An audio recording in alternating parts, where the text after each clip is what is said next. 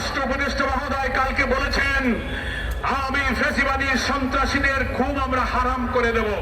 আজকে প্রশাসনকে বাছাই করতে হবে প্রশাসনের মধ্যে কারা এখনো ফ্যাসিবাদের দোসর, আর দেশবাসীর মধ্যে যদি ফ্যাসিবাদের তাবেদার কোন শক্তি দিল্লির তাবেদার থেকে থাকেন তাদের চিহ্নিত করে নির্বাচনের আগে শুদ্ধ অভিযান না চালালে বাংলাদেশের জনগণ নিরাপদ থাকবে না।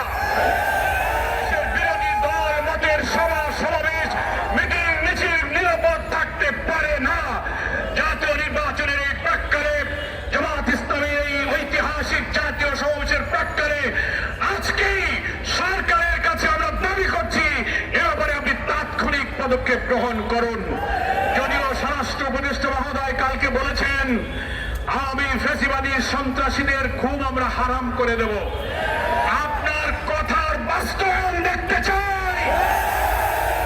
যদি দ্বিতীয়বার কোথায় ঘটনা ঘটে তাহলে বুঝবো আপনার মুখের কথাই শুধু কথা, কাজের সাথে আপনার কথার মিল না।